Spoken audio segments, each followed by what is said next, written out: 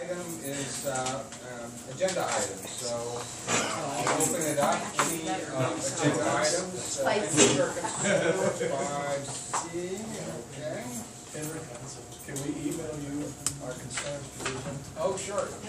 Yeah, and what I mentioned at the beginning, what I'll do this evening is I'll post on those that are on Facebook. What I'm going to start doing, I started last meeting, but posting all of the concerns that come to me from different constituents, just so you know what's been raised, and then that'll be more or less my action plan for the council meeting. But certainly, if you have anything, just go ahead and email. Okay, so 5C, 5D and E, D and E, 5J.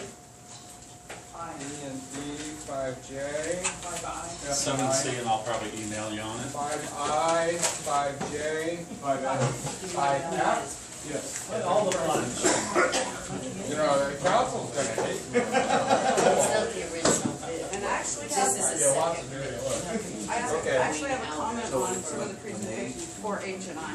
Okay, 4H and I. gave the list, let's say from A to Z, Okay. and they want everybody. And Mike, what, 7C. 7C, 7A. C. 7A. I didn't know it was gonna be that. Could we discuss separately? Okay. So if you're gonna go to the Ollie McDonald and not stay here, see ya. Yeah, Yeah, really. okay. Okay, so let's just work our way through these. If you don't mind, I can talk to you about the presentations in a minute, but I'd like to get to the action My items. only statement is those need to be agendized, so there's public documents available for us to review. That's my only statement. Those need to be, not presentations. What, these? On here? Or what are you talking I about? don't know, for H and I. 4H and I, okay. Are there Yeah. public documents? Economic development update from the city, Right. from Bill Manis, and an update from Management Partners on the bankruptcy strategic planning update. I totally agree on that. Okay, and I will be, I will post a link to the last presentation we got from Management Partners. It's a PowerPoint, so you can go through that. I think very good information in there. I think they did a really good job drilling down and looking at the numbers, looking at the trends and kind of the underlying challenges that we're having with personnel and other things. Where will you post it? I'll post it on Facebook, so those of you Your that are on Facebook? Facebook, Okay. please share that link, email that link so that we can get that information out. But I've been getting a lot of questions on the presentations that we've received. They've provided those presentations to me, so now I'm going to get that information out to people. Okay, so now, Henry, it makes me nervous that in 45 days, we're gonna have this plan submitted or not submitted, and which means we will sink or swim as a city. And there's nothing of substance on the city council agenda. What do we have, 2 more meetings after this? we have 2 more meetings, and I expect the next meeting, we will have the draft plan. So, it's sort of touchy right now because there's still some very delicate negotiations taking place with some of the creditors and some of the parties involved. And so they aren't even sharing a lot of those details with us. Yeah, and So why would the it's- public wanna know? Yeah, well, It's all it is our property and our lives. yeah, so, and just so Just you know trust. the process, the plan will come out in we will have a plan submitted by the end of May. Will it be the final plan? No. I anticipate that plan will go through a number of iterations before it is finally approved by the judge, and the creditors will have a chance to object to it. So we're looking at a good year or so after May 30th of back and forth and potential litigation, objections, and you know how all this stuff But this works. is our proposal, this is our chance. This is going to be our When do we get initial. to see it? Well, when we get to see it. May So, 20th. yeah, which will be the next council, likely the next council meeting. It has to be the next. About May 3rd or so. Yeah, my understanding is they are on target to get that to us by the next council meeting. And it will be presented in public session, so we'll be getting it the same time the public will be learning about what's in it. And it's coming, so. Why don't you make the city manager give a little update to the public? Yeah, well, we will, and that's item 5I is that update. Ron? Yeah, unless I missed it, as of last week, when you go to visit the city network, or work page, whatever you wanna call it, they've got bankruptcy details, you look at it, it's like something from 2012, there's no update being done on that whatsoever, telling you what to go to. Sorry, open can of worms. Okay, thanks, Kathy. All right, now, getting the consent calendar. 5C, I assume this is having to do with Chris Lopez? Yes, Okay, and Monica Logos. and Monica Logos. Yeah, and there is an item 7A, and I think they're kind of backwards. I think we should probably approve 7A before we do 5C, because there is no position for a communications manager right now that we've approved, so I'm going to make that recommendation that I can't support 5C until we've dealt with 7A. And we don't even have any documentation on her background. I mean, No, it'd be there's nice to nothing. actually There's see nothing at all. what qualifies her for that position, other than what's stated But- in her justification. Right. But Christopher Lopez, which they want to move to the city mayor's office, is doing what this lady, they want her to do. And he's been doing it all along, and bringing the departments, managing them, bringing them together, where the discussion's going. There's communication right now with all Yeah, the this- departments and stuff. Why wouldn't they just move him up to that position instead of, where did this logos come from? Okay, well, let's, the 7A background is to PR this. person, it's not. The background to this is, as you may recall, we've It's had a a number manager of of items communication. on It's a PR, public that's relations I'm firm. hiring a PR person. Yeah, On the public relations issue, I actually do consulting in public relations for a living myself, so I think that it's $100,000 that's allotted for a full-time position, but I just think that's a lot. The city probably is not going to need that person dedicated 40 hours a week to PR. It's not that time consuming to really handle the issues. What about part-time? okay. Half the cost? I thought that was one of the reasons why they were so adamant about getting a chief of staff. I mean, I just don't understand. Why would you put that much money into two different positions to do the same thing? It would make sense. to You know, have a chief of and I staff mean, with one PR. thing that I have a problem with, that resume that both Alan Parker and Kerry Davis signed off on, as part of the recommendation, I mean, every time he gets a position, that's the resume to justify the reason on why he needs that position. I've never seen Bill Manis, we didn't have a documentation explaining, oh yeah, this is the recommendation for Bill Manis, this is the recommendation for Alan Parker as the city manager. Why are we doing a 1, 2, 3, 4-page resume on what this guy's benefits were? If you recall, it was agendized in the last agenda. Well, it was originally going to be agendized. And I, as well as a couple other council members, read those concerns. The cost commensurate with the experience, the manner in which the position was advertised, recruited. There were a number of things that we had concerns with. And It was bringing in that pulled, step it was nine. pulled, it wasn't put forward, so I think the effort now is to try and get it voted on and get it moved forward. I have not supported the chief of staff, I have not supported the approach we've taken with the public relations firm. I think there's been a number of concerns that have been expressed in large part by the community that I think are legitimate, and what is a priority at this time. Monica, my understanding is this is more or less a compromise, because there was not consensus among the council in terms of a firm to go with. The city manager felt that, and to be fair, Management Partners has come to us and said, you really need somebody to handle communications once this plan of adjustment comes out, because it's going to be it's gonna be like a hurricane hitting City Hall. People are going to be, everybody's gonna wanna know what the heck's going on. And it's going to be a communications nightmare for somebody, and this was what happened in Stockton, we were told the same thing. They actually had a PIO, a person that was in charge of communications for the city, and they were overwhelmed. They couldn't keep up with all the media inquiries, the public inquiries, the requests for information. I mean, it just went wild.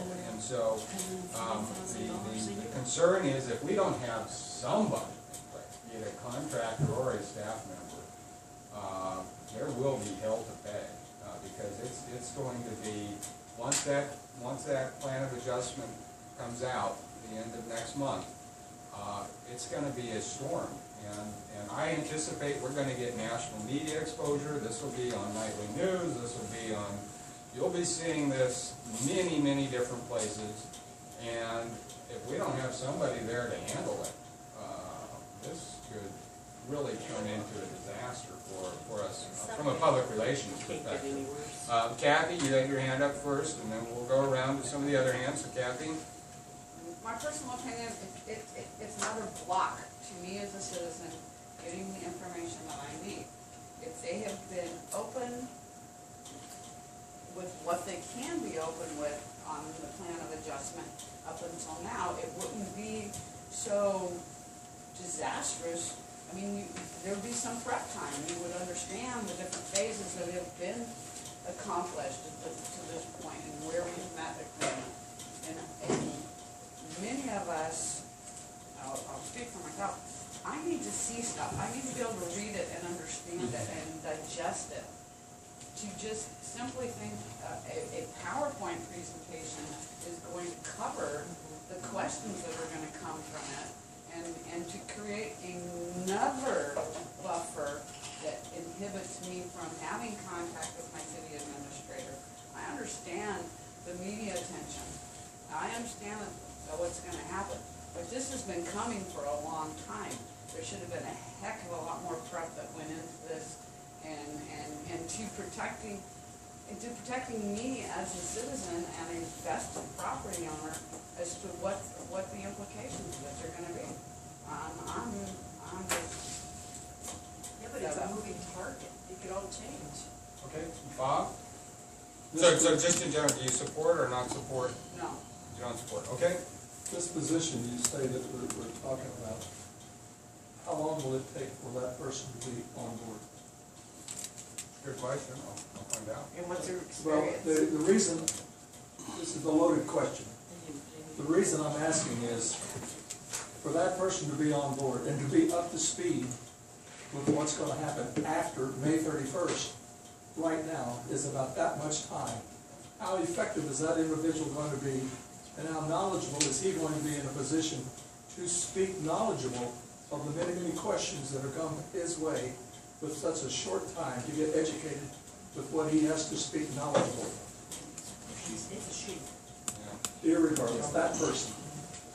And that was part of the reasoning behind. Is it too little, too late? I'll ask. Find out.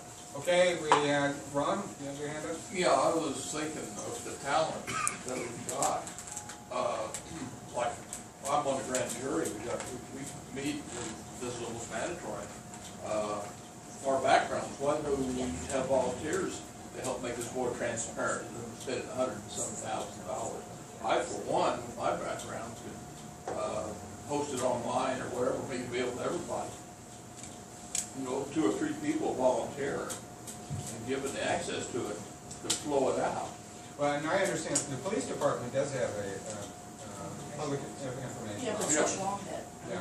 That in charge of. Right, yeah. 17. But we do have, I mean, that would be an example of where we do have an actual staff member that is a spokesperson. And Rich has been, I mean, Rich, you know, you see him on TV, you It's see just him, part of his job. part of It's the not job. separate. Not all his job, he does a lot of other things too. So, okay, Mike? My concern is, here we go again, another 6-figure salary in City Hall. Right. I agree whether it's part-time or whatnot, I'm gonna borrow Bob's analogy. We're staring at the gallows come May 31st. And, you know, I am trying not to say a certain word that I so want to say, but I'm sick and tired of six-figure salaries for every bloody position at City Hall. Does the guy who emptied the trash cans and cleans the water fountains get a six-figure salary too? I'm sorry, I'm completely frustrated with that. Okay, maybe you don't support it. I support a public information officer, I don't Not support for a that price. six-figure. Okay, well, that's a good, okay, now we're, okay, well, that's, We're gonna need people to get the word out.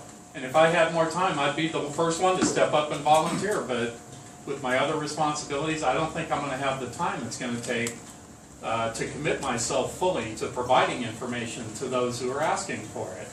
okay. Leticia, and then we'll go Larry, and then we'll go Tim. Just really quickly, again, on his point, the timeframe, a professional public affairs person with experience will do their due diligence before they pull out any kind of press release or anything like that. They're gonna know, they're gonna get themselves caught up to speed. If it's a professional person who has good experience, they will do that. The reason I think part-time is sufficient is because they might get a lot of requests for information and a lot of emails and media and all that, but the main job of the public affairs person is to control the message and control the media and control the timing. So a professional person will do that. So just make sure if you hire someone that you do your due diligence and figure out what their background is, what their experience is, and ask them for writing and other PR, samples of what they've done in other cities or in other organizations. I don't think it's really hard to get caught up to speed on what's going on in San Bernardino, especially because it is going to be controlled. But again, I would say it should be initially at least part-time, because a six-figure salary is way too much. And the alternative to that is, I do a lot of work on billable hours. A lot of public affairs people do billable hours rather than salary. So that's another option that can be looked at. Okay. Larry? Questions that need to be asked. Is this a permanent position? Does it have sunset in it? Is it an at-will employee? Do we need to continue with this additional staff in the empire of Ellen Barker? It's an at-will. When does this person's tenure end? Okay. Because it seems to me, and I agree with Michael on this, it sounds like there's a bit of empire building being done by our current city manager, diversifying out tasks to other people. I understand the justification for having a public information officer, but there are much larger agencies in this city that do not pay six-figure salaries for a full-time public information officer. Okay. Tim? I would just encourage you to look at the city as a $200 million corporation. I don't know of any $200 million corporations that don't have at least a part-time public person. And I don't see it as a barrier. I mean, it could be used that way, but it shouldn't be used that way.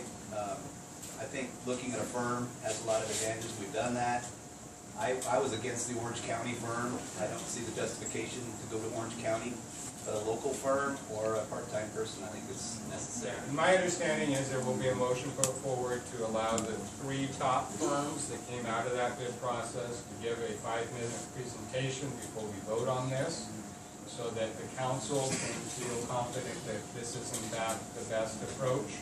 Because we have been told time and time again that we really need to look at utilizing contracted services for this. To get to your point, Larry, that you use what you need as long as you need it, as much as you need until you're done with it, and then you get rid of it. And that's the beauty of contracting, it allows you to do that. So The important question will be to ask the person in the firm, Qualifications. how will you and what experience do you have in Right. controlling the message? this is really kind of a specialty in public relations, what's called crisis communications, which is a very specialized subfield within the profession. So you're absolutely right. You need to find somebody that really has that expertise. Annette. One of the things that came out in the paper to me, was that we need this bilingual person. What happened when we hired Bill Manis? I mean, quite frankly, I think that position ought to be able to handle this. I mean, he's been doing dog and pony shows everywhere. And he's very good. That's a judgment call I'm not gonna make, but I mean, if we're thinking in the future about the city, if you look at your demographics of your city, if you wanna talk about your message getting out, I don't disagree. I think being bilingual is a. well, I mean, it ought to be, A great asset. it ought to be a Great. criteria at this point, because we keep going backpedaling. Well, we've hired PR people, for, the city manager's office. Well, now we need a bilingual. It makes no sense for us to move forward with anything when we're having to go back and augment positions.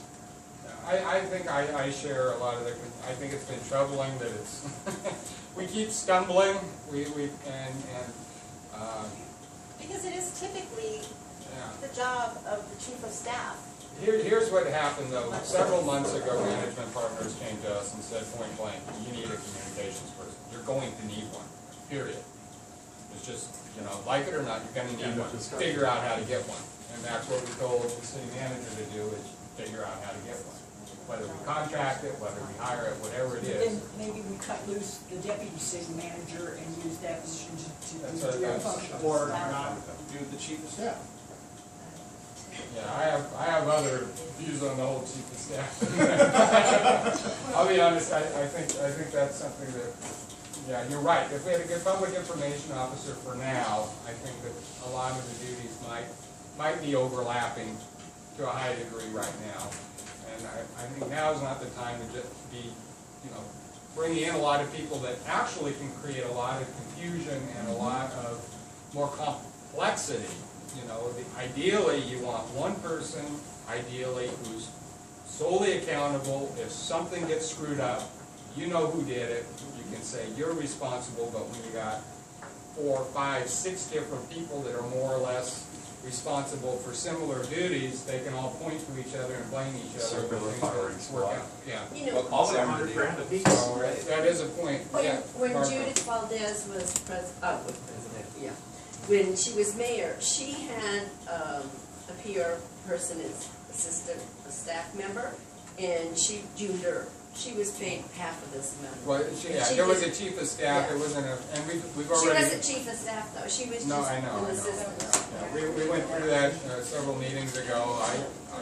I brought up that point, that we actually had a staff person that was given the title. It wasn't an official position of chief of staff, but what was voted on several meetings ago is now we have an official chief of staff position in the city. I didn't support it, but we have one. So, She was half. yeah, but what we did is we did have a member of the mayor's staff designated as the chief of staff. Anyway, we gotta move on. I know there's some other items in the agenda. This looks like it's gonna be the hot ticket, more or less, in the agenda. Somebody So I'll- needs to ask to see the email that was sent from the city manager's office to Westbound Communications saying, you don't have the votes, you may as well pull. Oh. That's Sounds like a what public happened. record What's that, request. say again? I've already given it the date to Ryan, but he hasn't gotten it. And it's just a really nasty thing, the way that it happened, it just infuriates me. Yeah, and I don't know anything about Ask what for it. emails, Ask for it. but I do know that there was a lot of contention about She who was did not who was allow going it.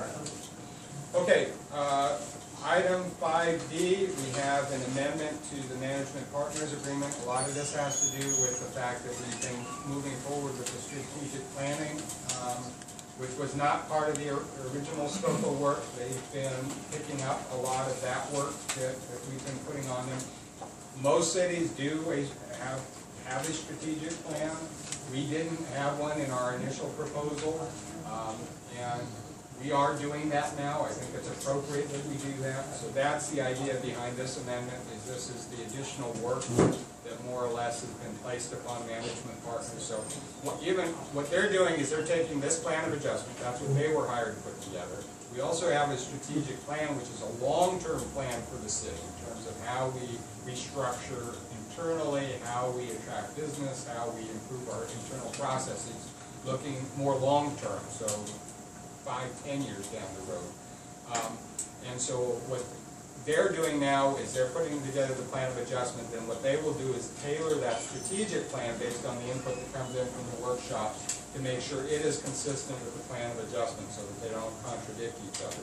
And it's going to be more or less our plan of action that'll continue regardless of who gets elected or what happens politically. We're going to have this plan in place, and the public will know this is the approach we're taking in terms of moving our city forward and addressing the cost associated with this action. Yes. Well, yeah, it's a $300,000 amendment to This their is the contract. Sixth Amendment, though. The Sixth Amendment. No, this is the first. No, this is the No, first this is the amendment. first This is the one. first one. Management part. That's the This is next the one. first, that's Yeah, the you're next looking one at that's urban been future. amended 6 times. Urban futures. Oh, that's 5E, excuse me. Yeah, they start looking the same after a while. My only reason for pulling it forward was just that that's $300,000 worth of quality of life things that we are not gonna get as citizens because of this. Bankruptcy And is very expensive. it's because of, well, we didn't understand what the full scope was gonna be, so now we need to spend more money. Sometimes it's like advertising though, it's not just spending and not getting anything back, it's like investing in a return that will come back. We're not gonna get that $300,000 back. I mean, I understand the need for it, Too late. and And it's business just and frustrating. It's just very It frustrating. is frustrating. Leticia? So it's important to note, although it is a lot of money, the plan of adjustment will have a better shot in court of being accepted because you have an actual plan attached to it. Because one of the biggest issues with the judge accepting the plan will be, do you have a viable, sustainable plan so that this doesn't occur again? So I think although it's a lot of money, this is the firm that was chosen and they're doing the work, so you're kind of stuck with having to do it. So in the long run, if you qualify for the bankruptcy and things start moving forward with the plan, I think it's probably a good investment. It's a bitter pill, that was my only point. It is. It's a bitter pill. Exactly. Okay, so that's 5D, John. Okay, Henry, putting together a long-range plan right now, we don't know the status of, what is it, that tax bill is like $1,080,000 on the property with successor agency. We don't know the status of any of the successor agency properties. We don't know how they're gonna sell. Will they sell? Will they? We don't know how the bankruptcy is gonna go. We don't know how the drought's gonna go. I don't see how you put together a long-range plan when almost everything is in flux and you don't know where it's gonna go. Yeah, well, the strategic team will be in place for at least the next 2 years. So this will be a document that, it's not gonna be submitted May 30th. So this is a document that's gonna do exactly what you're addressing, which is taking into considerations some very fluid circumstances that aren't clear right now. But what we have to do is ensure that it does not conflict with our plan of adjustment. That's the key, is making sure that doesn't happen.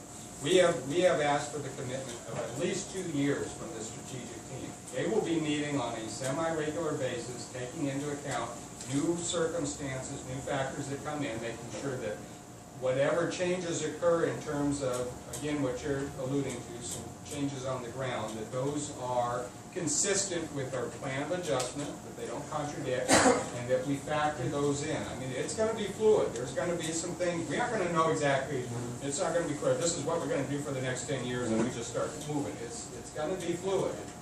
That's how all strategies work. Do you All have to go strategies back are- to the judge every time you amend it? No. What it's going to be is it's going to lay out large overarching initiatives, more or less, and that's what I think was very helpful in the workshop.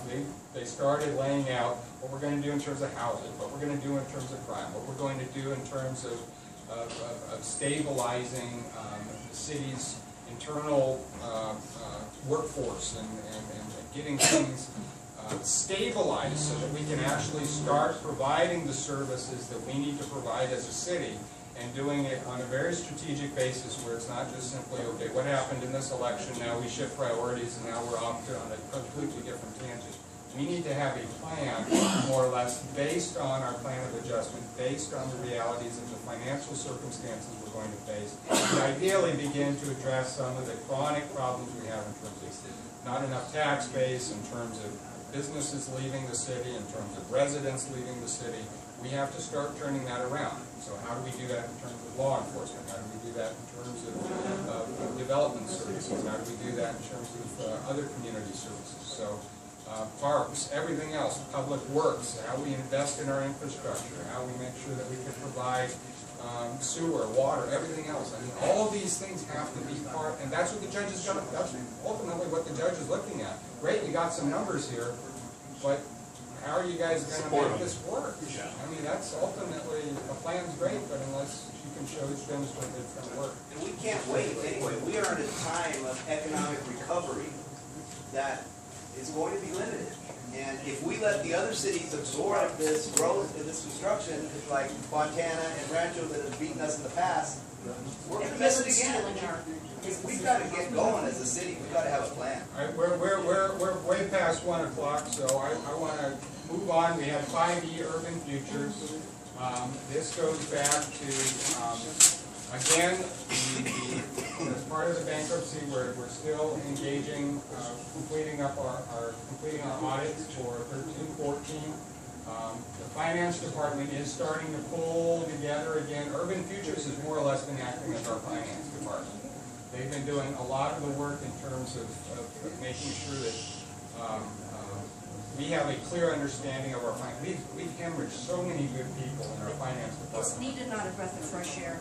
Oh, yeah. I think we have the right people in place, but Urban Futures has again, they're sort of the emergency team that we had to bring in to make sure that we had a good picture of what our finances were so that we could develop the plan of adjustment. So this is, again, unfortunately, is it a bitter pill? Yeah. Would I have preferred that we had a finance department that was functional and stable and wasn't losing people every few weeks? Doing their yeah. jobs. Okay. But it is what it is, and this is the situation we're in, and so we are contracting out a lot of services. But that's what this item is. But what was just You know, we're at the Sixth Amendment of it, you know, I mean, at some point, somebody needs to have some foresight so we don't just keep adding to the contract and adding to the contract and adding to the contract, you know. We need a finance department, and we need to stabilize, we need to stop the hemorrhaging. Problem is, we have, all of our good people have more or less left. And a lot of the people that are now left are looking elsewhere because they aren't sure what the security of their job is going to be 6 months to a year from And now. you're not attracting quality people. And we're not attracting quality people. And you know what? We're a city in bankruptcy. We're going to have to deal with these things. And if we get some, excuse the expression, snot-nosed kid walking in the door that they just walk off the stage with their diploma, take them. We're going to have to do something. We're going to have to learn by fire. We're going to need to stabilize. You're absolutely right. Well, with this last amendment, it brings it up to $2,156,200. Oh. And if you look at their fees for a lead financial advisor is $245.